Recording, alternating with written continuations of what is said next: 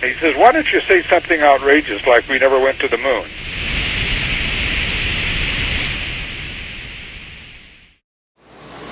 You gotta ask yourself a question. Do I feel lucky?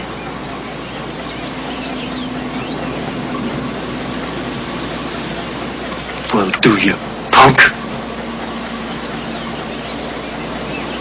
Was Dr. Werner von Braun correct when he says a rocket with engine pressure of only 0.14 psi is enough to dig a crater below his moon ship? First of all, this quote was made in 1953. That's right, 53. Back in a time before there had been any lunar probes, and there was considerable concern about just how loose and how deep the lunar soil would be. You also conveniently failed to mention that he said a small crater.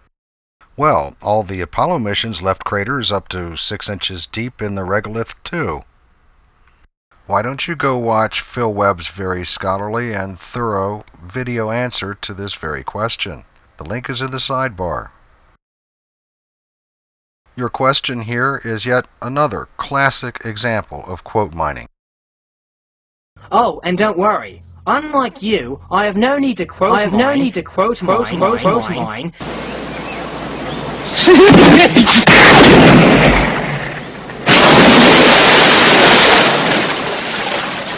Jay Windley claims minor solar flares can't hurt you. Is that true? I have no need to quote mine. J. Warren Keller, quote mine. Russell D. Shelton, quote mine. Martin O'Burrell, quote mine. And James A. Downey III of Marshall Space Flight Center, quote mine, all state that minor solar flares can take anywhere from 2 centimeters to 36 centimeters of water to reduce the dose to 25 rem per hour. Is this true? I have seen where Jay Windley makes such a comment, and taken in proper context, it is essentially correct. For astronauts, shielded the way the Apollo astronauts were, minor solar flares are virtually harmless. As for the other 4 you quoted, 4 people who your hero Ralph Renee would call heavily credentialed gas bags, first of all, I'm not sure I would accept your translation of their findings, as the term give off more than 25 rems per hour does not sound very scientific to me. Secondly, I don't think you have any idea what their findings imply, and you don't have a clue what that graph represents, as far as hazards to astronauts. Unlike you, I have no need to quote mine.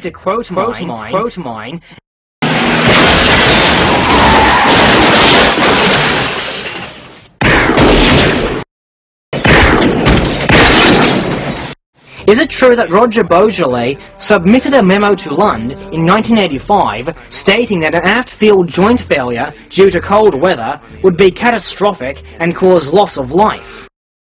Yes, it's true, and it's tragic that no one saw fit to pay closer attention to his warnings. But that having been said, one has to take into consideration that there is a whole class, a labeled category, of severe risks to crew and craft.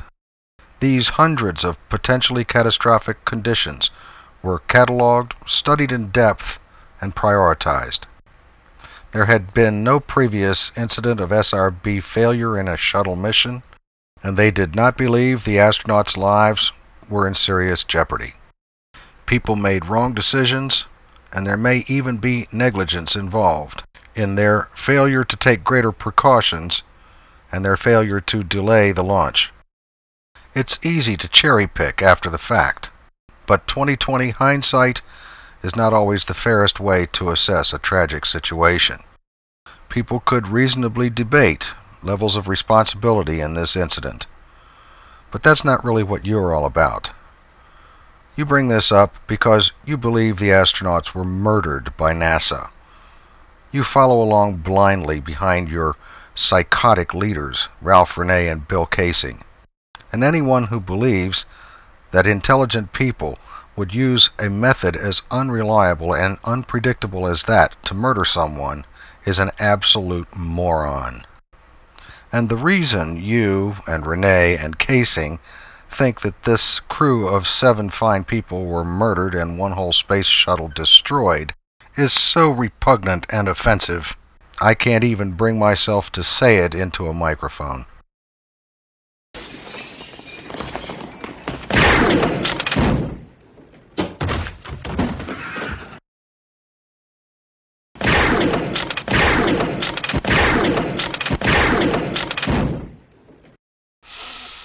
That felt good. In 1963, Sir Bernard Lavelle, under the USSR's instructions, told NASA's Deputy Administrator, Hugh Dryden, that the Russians could see no immediate way of protecting cosmonauts from the lethal effects of solar radiation. Were the Russians lying? If the Soviets were lying, it certainly wasn't the first time, nor would it be the last. There was a great deal of political posturing and rhetorical gameplay in those days. The Soviets could very well have been using Lovell as a means of trying to pry into our technology.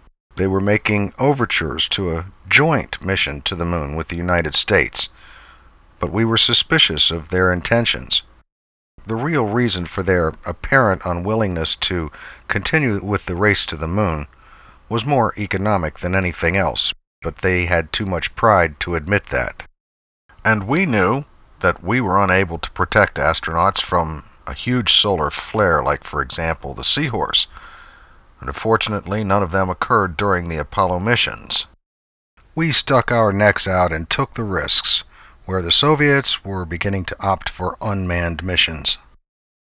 By the way, if there had been a terrible solar flare and if astronauts had died as the result of it, you would be claiming that they were heroes because one of them was going to rat on the NASA fake moon missions, and so they murdered them.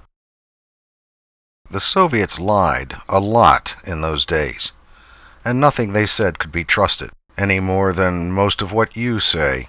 For example, didn't you say this? And all these questions come direct from primary sources. These were 3 British conspiracist authors, with a serious axe to grind and attitude against the United States and the Apollo program. Here's a synopsis I found of their book. It is described as a ponderous anti-Apollo broadside. This book seeks to cast aspersions on the entire space program. And yet you say, and all these questions come direct from primary sources, not some spurious article against the primary source. Jay Winderley claims moon rocks contain no water and have no evidence of the presence of water in their formation. Do you agree?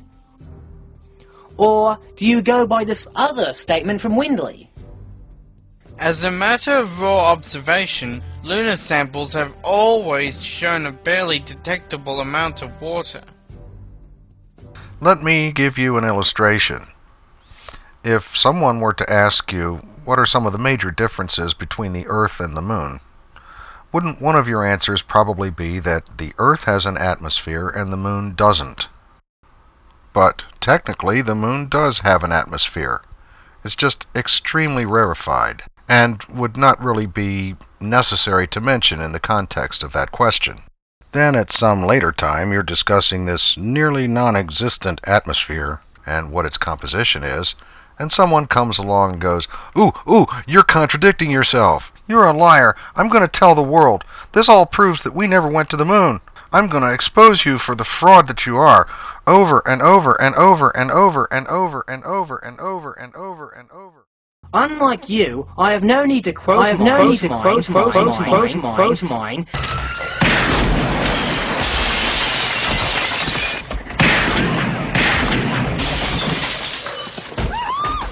Do you agree with Mythbusters and Red Zero that it is impossible to bounce lasers off the moon's bare surface? I'm going to continue with this boneheaded question in part 4 of my answers.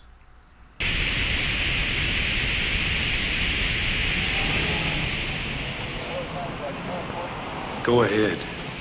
Make my day.